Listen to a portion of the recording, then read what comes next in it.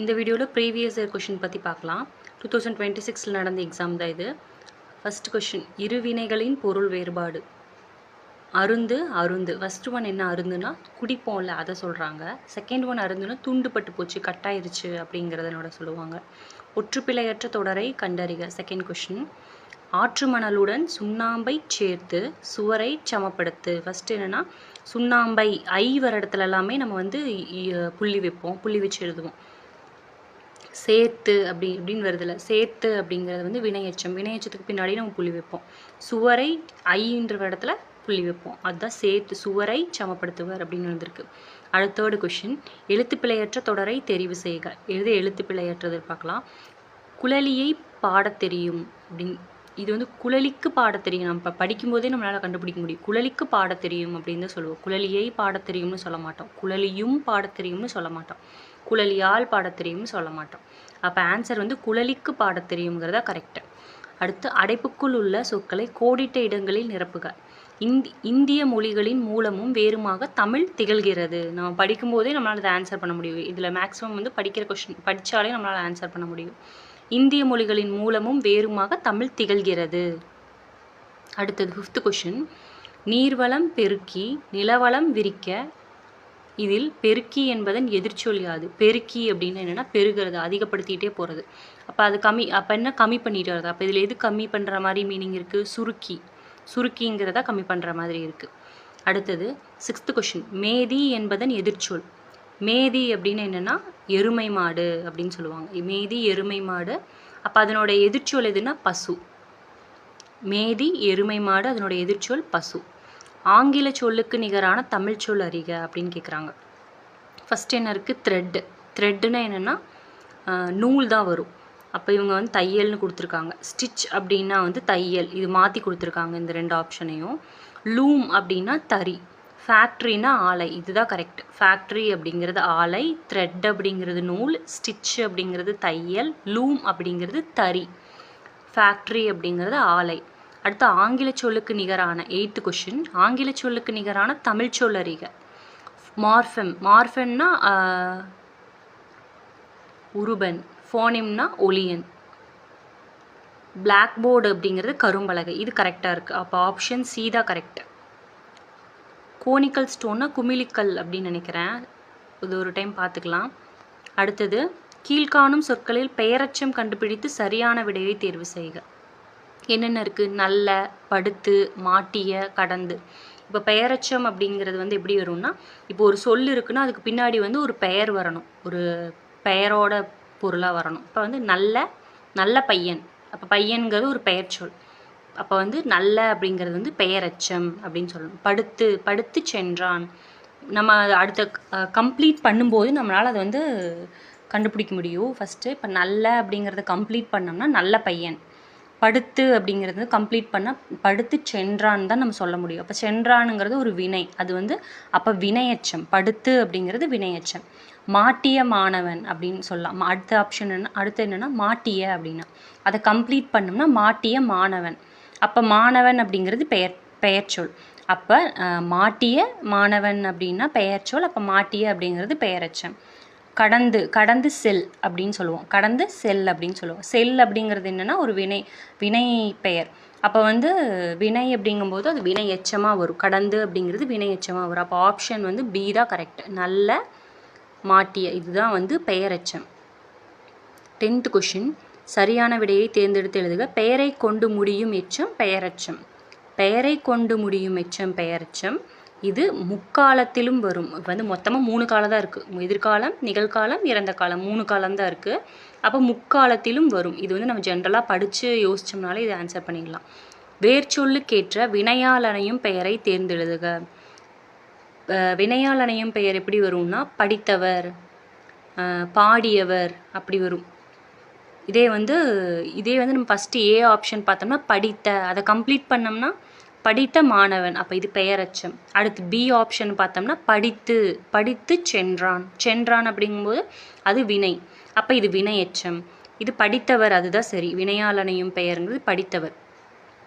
இது வந்துட்டு முக்காலத்துலேயும் ஒரு வினையால் அணையும் பெயர் வந்து முக்காலத்துலேயும் வரும். அடுத்தது படி வேர்ச்சொல்லின் வினை எச்சம் எது? இதுக்கு முன்னாடியே பார்த்தோம். படித்து சென்றான். சென்றானுங்கிறது வினை. அப்போ படித்து சென்றானுங்கிறது தான் வந்துட்டு ஆன்சர். பார் அப்படின்னு வேர்ச்சொல் வினை எச்சம். இப்போ வந்து பார் அப்படின்னா பார்த்த அப்படின்னா மாணவன். பார்த்த மாணவன் அப்படின்னா அது வந்து மாணவன் முடியும் போது அது பெயர் தானே. இப்போ பார்த்த வராது. அடுத்து பார்த்து. பார்த்து கம்ப்ளீட் பண்ணோம்னா அதை பார்த்து சென்றான். அப்போ சென்றானுங்கிறது ஒரு வினை. அப்போ இதுதான் வந்து வினையெச்சம். பார்த்து சென்றானுங்கிறத பார்த்து அப்படிங்கிறதா கரெக்டு. பார்த்தல் அப்படின்னா அது வந்து தொழிற்பெயர்.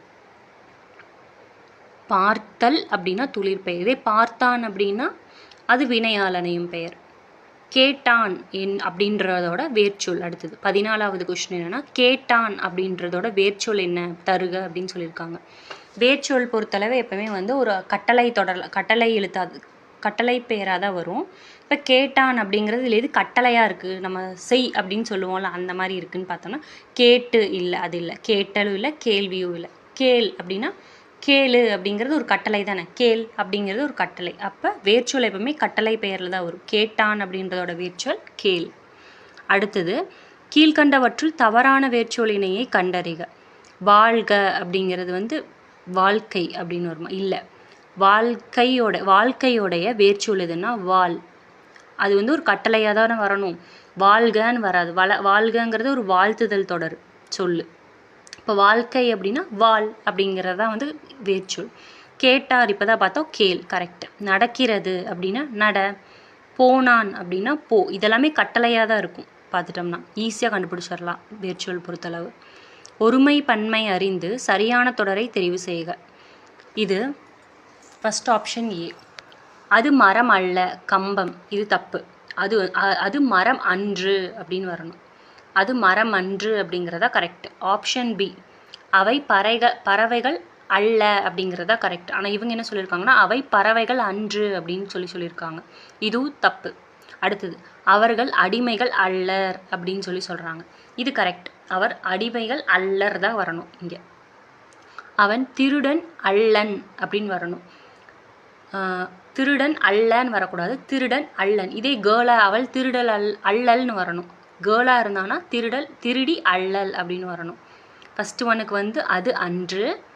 செகண்ட் ஒன் ஆப்ஷன் பி வந்து அவை அல்ல, அவர்கள் அல்லர், அது கரெக்டு. அவன் அல்லன் வரணும். அதுக்கப்புறம் 17வது கொஷின்.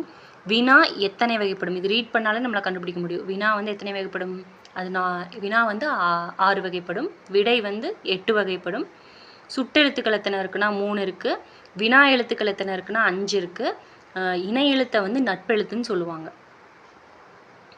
மெல்லினத்திற்கு இணை எழுத்து இடம்பெறாத சொல். மெல்லினத்திற்கான இணை எழுத்து இடம்பெறாத சொல். இணை எழுத்து அப்படின்னா என்னென்னா ஒரு ஒலிக்கும் முயற்சி பிறக்கும் இடம் ரெண்டுத்துலேயும் ஒற்றுமை உள்ள எழுத்து தான் இணை எழுத்து அப்படின்னு சொல்லுவாங்க. இந்த இணை எழுத்தோட ஃபுல் வீடியோ வந்து நம்ம சேனலில் இருக்குது. பார்க்காதவங்க பாருங்கள். இப்போ வந்து கசட தபர அப்படின்னு எழுதிக்கணும். மேலே கீழே வந்து ஞங்கன நம்மன அப்படின்னு எழுதிக்கணும். அப்போ அந்த காக்கு நேரம் ஞா அந்த மாதிரி ஒவ்வொன்றுக்கும் நேராக வந்து ஆப்ஷன் இருக்கும். இப்போ திங்களுக்கு காக்கு ஞா. சந்தனம் தாக்கு நா கரெக்ட். பாக்கு மா கரெக்ட். கிண்ணம் இது வராது. இதுக்கு கிண்ணம்க்கு இது ஆப்ஷன் கிடையாது. அப்போ ஆன்சர் எதுனா சி தான் தப்பு. கடலுக்கு வேறு பெயர் என்னென்னா பறவை. 2 பறவை கொடுத்துருக்காங்க. கடலுக்கு வேறு பெயர் என்னென்னா ஃபஸ்ட்டு ஒன் தான் கரெக்டு. செகண்ட் ஒன் வந்து பறவை இருக்கும்ல, பறக்கிற பறவை, அதை சொல்கிறது. கதவை மெல்ல திறந்தான். ஆப்ஷன் ஃபஸ்ட்டு இருக்கிறது தான் கரெக்டு. அடுத்தது தானொரு என்னும் சொல்லை பிரித்து எழுத கிடைப்பது என்னன்னா தான் கூட்டல் ஒரு. அதுதான் ஆன்சர். தான் கூட்டல் ஒரு. குறில் நெடில் மாற்றம் பொருள் வேறுபாடு எழுதுக. முளையிலே கிள்ளி எறியணும் அப்படின்னா விதை விதைச்சதுக்கப்புறம் ஒன்று முளைக்கும்ல, அதுதான் முளை. அந்த முளையை தான் இவங்க சொல்கிறாங்க. அடுத்தது மூளை, நம்மளுக்கே தெரியும் தலையில் இருக்க பகுதி. கூகை என்ன பண்ணும்? குளரும். கூகை என்ன பண்ணணும்னா குளரும். 22nd கொஷனில் கூகை என்ன பண்ணுன்னு கேட்டிருக்காங்க. மரபு சொல். கூகை என்ன பண்ணும்? குளரும். கூவுறது எது கூவும்? சேவல் கூவும், குயிலும் கூவும். அப்போ கூவுறது குயிலும் சேவலும். கூகை வந்து குளரும். கோழி வந்து ஆப்ஷன் பி என்ன சொல்லியிருக்காங்கன்னா கோழி தான் கொக்கரிக்கும். அகவரது எது? அகவரது வந்து மயில் அகவும். அடுத்தது சரியான விடையை தேர்ந்தெடுக. ஆப்ஷன் டி தான். மண் கூட்டல் அலகு மண் அலகு. இது ஈஸியாக நம்மளை எல்லாரும் ஆன்சர் பண்ணிடலாம். குற்றம் கூட்டல் இல்லாதவர் குற்றம் இல்லாதவர். அவ்வுருவம் எப்படி பிரிப்பாங்க? ஆ கூட்டல் உருவம்னு பிரிப்பாங்க. அவ்வுருவத்தை ஆ கூட்டல் உருவம்னு பிரிப்பாங்க. நாவாய் என்னும் சொல்லுக்கு உரிய பெயர்கள் என்னென்ன இருக்கு? வங்கம்னாலும் நாவாய் தான், தோணினாலும் நாவாய் தான், களம் அப்படின்னாலும் நாவாய் தான், கப்பல் அப்படின்னாலும் நாவாய் தான். இதெல்லாமே நாவாய் தான். நம்ம இது ஞாபகத்தை வச்சுக்கணும். நாவாய் அப்படின்னா வங்கம், தோணி, களம். கொஷினில் கேட்கலாம் வங்கம்னா என்னன்னு கேட்கலாம். அது வந்து வங்கம்னா கப்பல், நாவாய்னு சொல்லலாம். தோணி, களம் இதெல்லாமே கப்பலை குறிக்கிற சொல் தான். அடுத்தது 27வது கொஷின். சொற்களை இணைத்து புதிய சொற்களை உருவாக்குதல். நான் என்னுடைய பாடப்புத்தகத்தை முதல் பக்கம் முதல் கடைசி பக்கம் வரை முழுவதும் படித்து முடித்தேன். இது படித்தாலே நம்ம ஆன்சர் பண்ணிடலாம். 28th question. கப்பல் என்னும் பொருள் தரும் சொற்களை தேர்க. நாவாய், வங்கம். 29th question. ஒரு ஓர் சரியாக அமைந்த தொடரை கண்டுபிடிக்கும். ஒரு அப்படிங்கிறது எதுக்கு முன்னாடி போடுவோம்னா, மெய்யெழுத்துக்கள் தொடர்ந்து வர எழுத்துக்கு தான் ஒரு ஃபஸ்ட்டு ஒரு போடுவோம். ஓர் எப்போ போடுவோம்னா உயிரெழுத்துக்கு முன்னாடி வந்து ஓர் போடுவோம். இப்போது ஒன்று ஆசிரியர்னால வராது, ஓர் ஆசிரியர். ஏன்னா ஆசிரியருங்கிறது வந்து உயிரெழுத்து. அப்போ அதுக்கு முன்னாடி ஓர் தான் போடணும். ஓர் ஆசிரியர். Option C. ஓர் ஆசிரியர் எல்லா மாணவர்களுக்கும் பாடம் சொல்லி கொடுத்தார் அப்படின்னு சொல்லி போடணும். ஓருன்னு தான் போடணும். இதே வந்து மாணவர்களுக்கு அப்படிங்கும்போது நம்ம என்ன பார்க்கலாம்னா ஒரு மாணவர்னு போடலாம். ஒருன்னு வரணும். ஏன்னா மா அப்படிங்கிறது மெய்யெழுத்து, ஆசிரியரில் ஆ அப்படிங்கிறது உயிரெழுத்து. அதனால் ஓர் தான் போடணும். அடுத்து ஊரோட மருவு பெயர்கள். புதுச்சேரி. புதுச்சேரினா புதுவை. இதே புதுக்கை அப்படின்னா இது புதுகைனா வந்து புதுக்கோட்டை தான் புதுகைன்னு சொல்லுவாங்க. புதுக்கோட்டையோட மருவு பெயர் வந்து புதுகை. இதே புதுச்சேரியோடது புதுவை. 31வது கொஷின். பொருத்தமான பொருளை தெரிவு செய்க. மேலலார் செல்வமே போல். இதுக்கு ஆன்சர் என்னன்னா தலை நிமிர்ந்து நிற்பது போலாமா. மேலலார் செல்வமே போல், தலை நிமிர்ந்து நிற்பது போல்.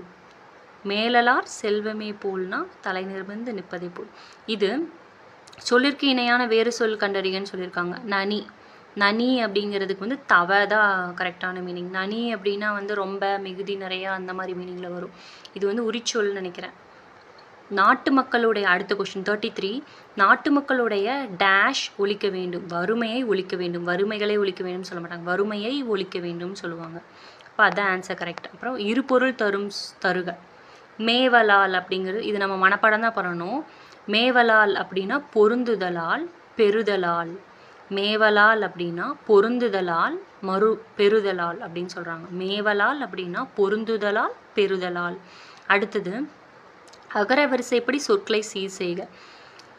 இப்போ வந்து அகரவரிசைப்படினா ஃபஸ்ட்டு வந்து அ இ வரணும். அதுக்கப்புறம் இக்கு இங்கு காங்காச்சாலாம் வரணும். அந்த மாதிரி காங்காச்சாலாம் அதுக்கப்புறம் வரணும்.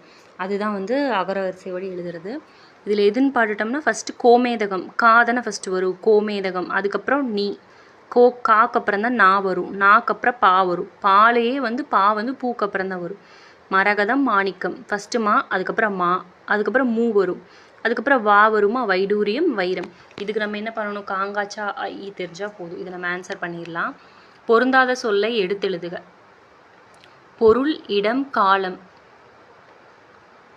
ஓகே, இது வந்து பெயர் எத்தனை வகைப்படும்னு சொல்லி கேட்பாங்களா, அந்த இதில் வருது. பொறுப்பெயர், இடப்பெயர், காலப்பெயர். அந்த மாதிரி பேருந்துனால வராது. பொறுப்பெயர், இடப்பெயர், காலப்பெயர் அப்படின்னு சொல்லி இருக்குது. இன்னொன்று வந்து பேருந்து. ஒரு பொருள் தரும் பல சொற்கள்.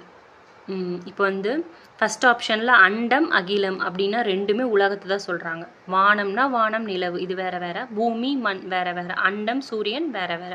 அண்டம், அகிலம்ங்கிறது உலகத்தை தான் சொல்கிறாங்க.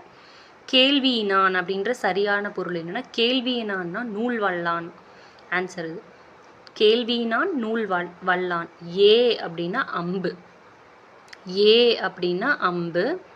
அடுத்தது எதிர்ச்சொல்லை எடுத்து எழுதுக. ஐயம், தெளிவு. இது ரிப்பீட்டடாக கேட்குறது தான். ஐயம்னா தெளிவு. ஐயம்னா என்னது? டவுட்டு. அதனுடைய ஆப்போசிட் என்னன்னா தெளிவு.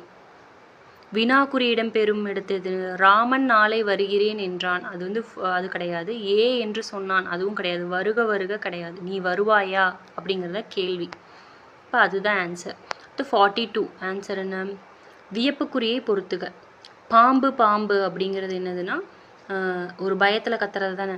அப்போ வந்து வியப்பு. ஃபஸ்ட்டு ஒன்னுக்கு வந்து அவலம், ஃபஸ்ட்டு ஒன்னுக்கு வந்து பயந்துட்டு கத்துறாங்களா அது. வருக வருக அப்படின்னா வரவேற்கிறது. வாழ்க வாழ்க அப்படிங்கிறதுனா வாழ்த்துறது. என்ன இதன் பெருமை அப்படிங்கிறது ஒரு ஆச்சரியமாக சொல்கிறது. அதனால் ஆன்சர் வந்து டெல்லி தான் ஆன்சர், டி தான் ஆன்சர். முகவரி இறுதியில் இடம்பெறும் நிறுத்தற்குறியை கண்டறிக. இப்போ கடைசியில் முகவரியோட இறுதியில் நம்ம என்ன பண்ணுவோம், ஃபுல் ஸ்டாப் தான் பண்ணுவோம். ஆனால் அதுக்கு முன்னாடி அவங்களோட பேர், அவங்களோட தெரு அதெல்லாம் போடும்போது கமா போட்டுட்டு வருவோம். முகவரியோட இறுதியில் ஃபுல் ஸ்டாப் தான் வைப்போம். ஃபுல் ஸ்டாப்புக்கு முற்றுப்புள்ளி, தமிழில் முற்றுப்புள்ளின்னு அர்த்தம். இதே முக்கார் புள்ளி அப்படின்னு என்ன அர்த்தம்னா, மேலே ஒரு புள்ளி கீழே ஒரு புள்ளி காலன் இருக்கும்ல, அதுதான் முக்கார் புள்ளி. கார் புள்ளினா கமா, அரை புள்ளினா மேலே ஃபுல் ஸ்டாப் வச்சு கீழே கமா வரும்ல, அதுதான் அரை புள்ளி. முற்றுப்புள்ளினா ஃபுல் ஸ்டாப் வைக்கிறது. ஆதலால் என்னும் சொல்லின் பின் எவ்வகை நிறுத்த குறியீடு வரும்? கார்புள்ளி, கமா தான் வரும். ஆதலால்னு சொல்லிட்டு அதுக்கப்புறம் ஒரு விஷயத்தை நம்ம கொண்டு வருவோம், அதுக்கு வந்து கமா தான் வரும். அதுக்கப்புறமும் வரும்ல, அதனால கமா. அடுத்தது 45வது கொஸ்டின், ஆணிரை.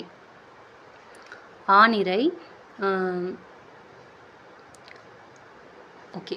45th கொஸ்டின் கேட்டுன்னா ஆணிரை தான் ஆன்சர். தொகை பெயர் சொல்கிறாங்க. ஆனா பசு கூட்டம் இருக்குல்ல அது. அப்போ ஆனா நிறை. ஓகேவா. ஆண்பால் பெயர் சொல்லை கண்டறிக. இது ஈஸி தான். அவன் அப்படிங்கிறது ஆண்பால், அரசிங்கிறது பெண்பால், அவர்கள் அப்படிங்கிறது கொஞ்சம் நிறைய பேர்கிட்ட சேர்த்து சொல்கிறது. அது அப்படிங்கிறது ஒரு அக்ரிணை பெயரை சொல்கிறது, அக்ரிணை பெயரை சொல்கிறது. காலவலுவை கண்டறிக. கரிகாலன் நாளை வருவான்.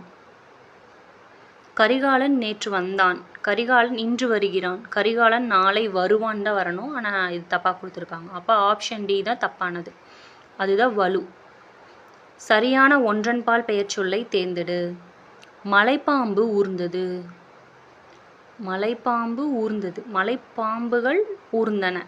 ஓகே. இது என்னன்னா, இப்போ ஒரே ஒரு இது சொல்கிறாங்கன்னா அது ஊர்ந்ததுன்னு தான் வரணும். ஒரே ஒரு ஒன்றன்பாலை சொல்கிறாங்கன்னா, மலைப்பாம்பு அப்படிங்கிறது அக்ரிணை, ஊர்ந்தது அப்படிங்கிறது வந்து ஒன்றை தான் குறிக்கிறாங்க. அப்போ மலைப்பாம்பு ஊர்ந்தது கரெக்ட். இதே மலைப்பாம்புகள் அப்படின்னு வந்துச்சுன்னா மலைப்பாம்புகள் ஊர்ந்தன அப்படின்னு சொல்லணும்.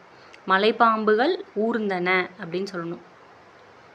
இப்போ மலைப்பாம்பு ஊர்ந்தது, ஆப்ஷன் ஏ தான் கரெக்ட். 49க்கு பெண்பாலை தெரிவு செய்க. அப்படியே பார்த்த மாதிரி அது அப்படிங்கிறது அக்ரிணை பெயர், அவை அப்படிங்கிறது அக்ரிணை பன்மை பெயர். அரிசி அப்படிங்கிறது அக்ரிணை தான், அது ஒரு அக்ரிணை தான், பொருள் தான், அது உயிரில்லாதது, அதனால் அது ஒரு அக்ரிணை பெயர் தான். அரசி அப்படிங்கிறது ஒரு பெண் பாலை குறிச்சிருச்சு. அதுக்கப்புறம் 50th ஒன், ஒருமை பன்மை பிழை. பன்மை சரியாக பயின்று வரும் தொடரை தேர்க. விண்கலங்கள் விண்ணில் பறந்தன. கல்னு வந்துருச்சுனாலே பறந்தன தான் வரணும், பறந்ததுன்னு வரக்கூடாது. இதே விண்கலம் பறந்தது அப்படின்னு சொல்லலாம். பறந்ததுக்கு முன்னாடி விண்கலம் ஒன்றை மட்டும் சொல்கிறாங்க அப்படின்னா அது வந்து பறந்தது அப்படின்னு சொல்லலாம். இதே வந்து நிறையா பறக்குது, ரெண்டு பறக்குது அப்படின்னா வந்து விண்கலங்கள் விண்ணில் பறந்தன தான் கரெக்டாக வரும். இந்த ஆப்ஷனில் விண்கலம் விண்ணில் பறந்தது அப்படின்னு வந்திருக்கணும். விண்கலங்கள் விண்ணில் பறந்தன தான் கரெக்டான ஆன்சர். அடுத்தது 51, ஒருமை பன்மை பிழை. அம்பேத்கர் ஒடுக்கப்பட்ட மக்களின் உயர்வுக்காக தமது உழைப்பை நல்கினார். இப்போ வந்து அம்பேத்கர் வந்து அவர் தமது அப்படி தான் வரணும், எமதுன்னு வரக்கூடாது. இதே தனதுன்னு வரக்கூடாது, ஏன்னா அவருக்கு மரியாதை கொடுக்கறதுக்காக தமதுன்னு தான் போடணும். அடுத்து 52nd கொஸ்டின், அவன் படித்தான் அப்படிங்கிறது தன்வினை. அவன் என்ன படித்தானாலாம் இதில் போடலை, அப்போ இது தன்வினை தான், செய்வினை வராது. அவன் என்ன படித்தான்னு போடல, தன்வினை. அவன் படித்தான் அப்படின்னா தன்வினை தான் குறிக்குது. கவிதை சீதாவால் இயற்றப்பட்டது. இந்த மாதிரி இயற்றப்பட்டது, செய்யப்பெற்றது, அந்த மாதிரியெல்லாம் வந்துச்சுனாலே இது வந்து செயப்பாட்டு வினை ஆயிரும். கவிதை சீதாவால் இயற்றப்பட்டது அப்படிங்கிறது செயப்பாட்டு வினை. சொற்களை ஒழுங்குபடுத்துக. கிணற்று தண்ணீரை வெள்ளம் கொண்டு போகாது. கிணற்று தண்ணீரை வெள்ளம் கொண்டு போகாது. சொற்களை ஒழுங்குபடுத்தி சொற்றொடராக்குக. அதியமான் ஔவைக்கு நெல்லிக்கனி வழங்குதல். நம்ம இதில் ரீட் பண்ணோம்னால இதில் ஆன்சர் பண்ணிடலாம். அதியமான் ஔவைக்கு நெல்லிக்கனி வழங்குதல். எம்போஸ்டு ஸ்கல்ப்சர் அப்படின்னா வந்து புடைப்புச் சிற்பம். எம்போஸ்டு ஸ்கல்ப்சர்னா புடைப்புச் சிற்பம். அடுத்தது அகலாய்வு அப்படின்னா எக்ஸ்கவேஷன். நடுக்கல் அப்படின்னா ஹீரோ ஸ்டோன். அடுத்தது 57th, ட்விட்டர் அப்படின்னா கீச்சகமாமா. ட்விட்டர் அப்படின்னா என்னென்னா கீச்சகம். ட்விட்டர் கீச்சகம். புலனம்னா வாட்ஸ்அப் நம்மளுக்கே தெரியும். இ லேர்னிங் வெப்சைட் அப்படின்னு என்பதன் கலைச்சொல் எழுதுக. இ லேர்னிங் வெப்சைட் அப்படின்னா மின் கற்றல் இணையதளம். இ லேர்னிங் வெப்சைட் அப்படின்னா மின் கற்றல் இணையதளம். எலக்ட்ரானிக் எஃபெக்ட்ஸ் 59th ஒன் வந்து எலக்ட்ரானிக் எஃபெக்ட்ஸ் அப்படின்னா என்னென்னா மின்னணு உத்திகள். மின்னணு உத்திகள். எலக்ட்ரானிக் எஃபெக்ட்ஸ்னால் மின்னணு உத்திகள் ஆமாம். அடுத்தது ஃபாரஸ்ட்ரி அப்படின்னா வனவியல். வனவியல். அதுக்கப்புறம் 61st ஒன் என்னென்னா மெம்பர் ஆஃப் லெஜிஸ்லேட்டிவ் அசம்பிளி, சட்டமன்ற உறுப்பினர். மெம்பர் ஆஃப் லெஜிஸ்லேட்டிவ் அசம்பிளினா சட்டமன்ற உறுப்பினர். அடுத்து 62nd கொஷின் சிம்பாலிசம் அப்படின்னா குறியீட்டியல். சிம்பாலிசம் குறியீட்டியல். பயோதெரப்பி அப்படின்னா என்னென்னா உயிர் மருத்துவம். 63rd கொஷின் உயிர் மருத்துவம். பயோதெரப்பி அப்படின்னா உயிர் மருத்துவம். தீசிஸ் அப்படின்னா ஆய்வேடு. அடுத்தது தீசிஸ் அப்படின்னா ஆய்வேடு. ஓகே. 65th கொஷின் என்னென்னா மிசைல். மிசைல்னா ஏவுகணை. மிசைல் அப்படின்னா ஏவுகணை. ஏவுகணை நாயகன் யாருன்னு உங்களுக்கு தெரிஞ்ச கமெண்டில் சொல்லுங்கள். 66th கொஷின் ஏழை இளம் விதவைகளுக்கு மறுவாழ்வு அளிக்கும் நோக்கத்துடன் டாக்டர் தர்மாம்பாள் அம்மையார் நினைவு விதவை மறுமண உதவி திட்டம் செயல்பட்டு வருகிறது. இத்திட்டத்தில் பயனடைவதற்கான தகுதிகள் என்னென்னு கொடுத்துருக்காங்க. இதுக்கு ஆன்சர் என்னன்னா ஆப்ஷன் பி. கூற்று 2, 4 சரியாமா. செகண்ட் ஒன் என்ன, மறுமணத்தின் போது மணமகளின் குறைந்தபட்ச வயது 20ஆக இருக்க வேண்டும். மறுமணத்தின் போது மணமகளின் குறைந்தபட்ச வயது 20ஆக இருக்க வேண்டும். மறுமண நாளிலிருந்து 6 மாதத்திற்குள் விண்ணப்பிக்க வேண்டும்.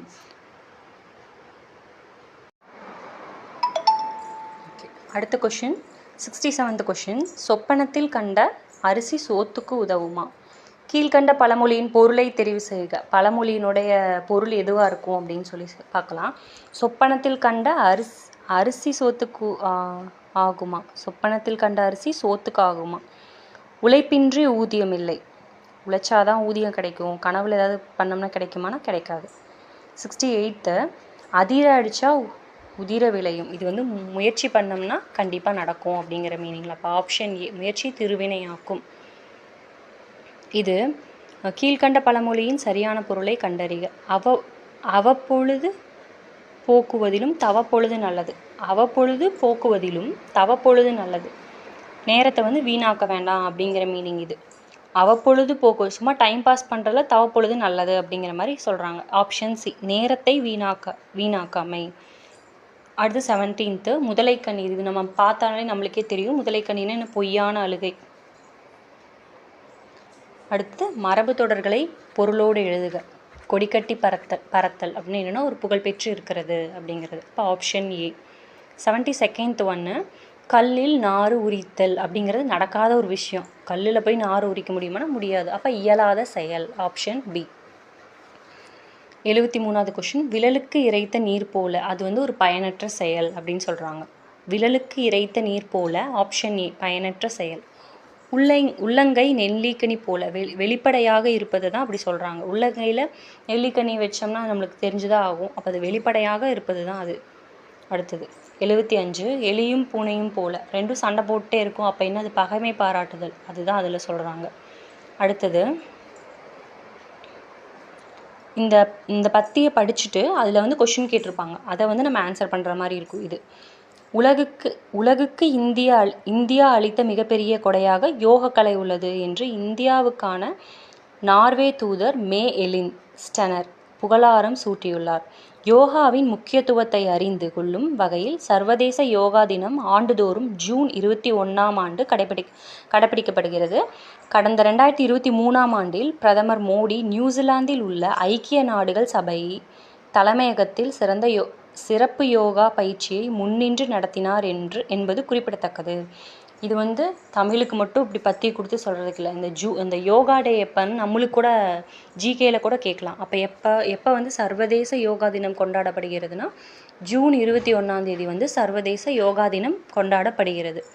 உலகுக்கு இந்தியா அளித்த மிகப்பெரிய கொடை எது? யோகா அப்படின்னு சொல்கிறாங்க. நம்ம இந்தியா தானே ஸ்டார்ட் பண்ணோம். அதனால் யார் புகழாரம் சூட்டியுள்ளார்? இப்போ தான் மேலே பார்த்தோம். மே எலின் ஸ்டனர் அப்படின்றவர் தான் புகழாரம் சூட்டியுள்ளார். மே எலின் ஸ்டனர். 79th கொஷின், எந்த ஆண்டில் பிரதமர் யோக பயிற்சியை முன்னெடுத்தினார்னா 2023 வருஷம் இது வந்து நடத்தியிருக்காங்க. 2023 வருஷம் ஜூன் 21 யோகா வந்து இது பண்ணியிருக்காங்க. எந்த நாட்டின் சபையில் யோகா நடந்துச்சு அப்படின்னா நியூயார்க். இது கூட ஜிகேல கேட்கலாம். அடுத்தது 81st கொஷின் என்னென்னா டிஸ்ட்ரிபியூஷன் ரெஜிஸ்டர். இதில் ஆப்ஷன் பார்த்தாலே பகிர்மான பதிவேடு அப்படின்னு போட்டிருக்கு. இதுதான் வந்து டிஸ்ட்ரிபியூஷனாக என்ன பகிர்ந்து கொடுக்கறது அப்படின்னு நம்ம நினச்சிருப்போம்ல. பதிவேடு, ரெஜிஸ்டர்னா பதிவேடு, இப்போ பகிர்மான பதிவேடு தான் கரெக்ட். கேபினெட் அப்படின்னா நம்மளுக்கே தெரியும், அமைச்சரவை தான் கேபினெட். அடுத்த கொஷின் மில்லட். 83rd கொஷின் மில்லட்னா சிறுதானியங்கள். நோயினா டிசீஸ், ஒவ்வாமைனா அலர்ஜி, நுண்ணுயிர் முறினா ஆன்டிபயோட்டிக். சிறுதானியங்கள் மில்லட்ஸ்னால் சிறுதானியங்கள். நிட்டிங் அப்படின்னா என்னென்னா பின்னுதல். நிட்டிங் அப்படிங்கிறது பின்னுதல். நிட்டிங் சிட்டி எது அப்படிங்கிறது தெரிஞ்சால் கமெண்டில் சொல்லுங்கள். ரிஃபார்ம் என்ற சொல்லுக்குரிய தமிழ் சொல் எதுனா சீர்திருத்தம். ரிஃபார்ம் அப்படின்ற சொல்லுக்கான இது என்னென்னா சீர்திருத்தம். இதே பகுத்தறிவு அப்படின்னா ரேஷ்னல் அப்படின்னு சொல்லலாம். தத்துவம் அப்படின்னா ஃபிலாசபி. ரிஃபார்ம் அப்படிங்கிறது சீர்திருத்தம். இதே ரிவைவலிசம் அப்படின்னா என்னென்னா மறுமலர்ச்சி. இதுவும் கேட்ட கொஷின் தான். ரிவைவலிசம் அப்படிங்கிறதும் கேட்ட கொஷின் தான். பரம்பு மலையில் நடந்த விழாவில் குன்றக்குடி அடிகளாரிடம் கவியரசு என்ற பட்டத்தை பெற்றவர் யாருன்னா முடியரசன். அவர் தான் வந்து கவியரசு அப்படிங்கிற பட்டத்தை வந்து வாங்கியிருக்காரு. கவியரசு முடியரசு. குன்றக்குடி அடிகளார் வந்து பரம்பு மலையில் கொடுத்துருக்காங்க நடந்த விழாவில். அடுத்தது 87வது கொஸ்டின் என்னன்னா தாராபாரதியின் இயற்பெயர் என்ன? தாராங்கிறது அப்படி திருப்பி போட்டால் ராதா, அதுதான் அவரோட பேர், ராதாகிருஷ்ணன். அடுத்து 88th கொஸ்டின்னா பாவேந்தர் பாரதிதாசன் பிறந்த ஆண்டு எது அப்படின்னு கேட்டாங்கன்னா 1891 பிறந்திருக்காரு. பாவேந்தர் பாரதிதாசன் பிறந்த ஆண்டு எதுனா 1891. பாவலரேறு பெருஞ்சித்திரனாரின் இயற்பெயர் என்னன்னு கேட்குறாங்க. துரைமாணிக்கம். பாவலரேறு பெருஞ்சித்திரனாரின் இயற்பெயர் எது? துரைமாணிக்கம். பல்வேறு சிறப்பியல்புகளை கொண்டு அனைத்து வளமும் உண்டு என்று சொன்னதோடு தமிழ் சொல் வளமிக்கது. பல்வேறு சிறப்பியல்புகளை கொண்டு அனைத்து வளமும் உண்டு என்று சொன்னதோடு தமிழ் சொல் வளமிக்கது அப்படின்னு சொன்னது யாரும் தேவநேய பாவனர். சொற்பிறப்பியல் சொல் அப்படின்னு வந்துருச்சுனாலே தேவநேய பாவனர் தான் மேக்சிமம் எல்லாமே வரும். ஆற்றில் விட்டு சென்ற ஓலைச்சுவடிகளை தேடி எடுத்து வந்தவர் யாரும் நம்ம ஊவே சாமிநாதர் இருக்காருல, அவர் தான். இந்த போகி பண்டிகை அப்போ ஓலைச்சுவடிகள் பழைய ஓலைச்சுவடிகள்லாம் போய் ஆற்றுல விடுறதுக்கு போவாங்க. இவர் என்ன பண்ணியிருப்பாருன்னா அந்த ஆற்றுல விட்டதை வந்து போய் எடுத்துகிட்டு வந்திருப்பார். அதை தான் இங்கே சொல்லுவாங்க. ஆற்றில் விட்டு சென்ற ஓலைச்சுவடிகளை தேடி எடுத்து வந்தவர் தான் நம்ம ஊவே சாமிநாதர் அப்படின்னு சொல்கிறாங்க. தமிழ் தாத்தா. பின்வருவனவற்றுள் எம்மொழி தென்திராவிட மொழிகளில் ஒன்று. தென்திராவிட மொழிகளில் ஒன்றானது எதுனா கன்னடம். நம்ம தமிழ் கூட தென்திராவிட மொழி தான். கன்னடம், மலையாளம் இதெல்லாமே தென்திராவிட மொழி தான். ஆனால் தெலுங்கு வந்து நடுதிராவிட மொழியில் வரும். கோண்டா, மண்டா அதெல்லாமே நடுதிராவிட மொழிகளில் தான் வரும். உலக தமிழ் கழகத்தை நிறுவி தலைவராக இருந்தவர் யாருன்னா தேவநேய பாவனர். உலக தமிழ் கழகத்தை நிறுவி தலைவராக இருந்தவர் யாருன்னா தேவநேய பாவனர். பொருத்தமான விடையை தெரிவு செய்க. சிறுபஞ்சமூலத்தின் ஆசிரியர் யார் அப்படின்னு பார்த்துட்டோம்னா காரியாசான். சிறுபஞ்சமூலத்தின் ஆசிரியர் வந்து காரியாசான். முதுமொழி காஞ்சி வந்து மதுரை கூடலூர் கிழார் வந்துட்டு முதுமொழி காஞ்சி எழுதியிருப்பார். அதனுடைய ஆசிரியர் அவர் தான். குரட்பாவின் அணியை கண்டறிக. பண் எண்ணாம் பாடற் கியன் பின்றேல் கண் எண்ணாம் கண்ணோட்டம் இல்லாத கண். பண் எண்ணாம் பாடற் கியை பின்றேல் கண் எண்ணாம் கண்ணோட்டம் இல்லாத கண். இது வந்து கண்ணோட்டம் அப்படின்ற அதிகாரத்தில் இருக்கும். இது பாடலோட இசை பொருந்தலைன்னா அது பாட்டு நல்லா இருக்காது. பாட்டு இல்லை, கண்ணில் இரக்கம் இல்லைன்னா, கண்ணோட்டம் இல்லைன்னா அது வந்து கண் இல்லை அப்படின்னு சொல்கிறாங்க. இதில் வந்து போல அந்த மாதிரி எந்த ஒரு உவமை சொல்லும் வரல. அப்போ இது வந்து எடுத்துக்காட்ட உவமை அணி அப்படி அதில் வரும். சரியாக அமைய பெற்ற குறள் எதுனா இருள் தீர எண்ணிச் செயல். இதுதான் வந்துட்டு சரியான குறள். இருள் தீர எண்ணிச் செயல். அடுத்து 98th கொஸ்டின். இது அழுக்காறு அப்படின்னாலே பொறாமை தான். பொறாமை. 99. விருந்தினரின் முகம் எப்போது வாடும்? நம்மளோட முகம் மாறுச்சுன்னா அவங்களோட முகம் வந்து வாடிடும் அப்படின்னு சொல்கிறாங்க. அடுத்தது எதிர்ச்சொல் தருக. ஒழுக்கத்தோட எதிர்ச்சொல் என்னன்னா இழுக்கம். இழுக்கம். அவ்வளோதான் இந்த வீடியோ.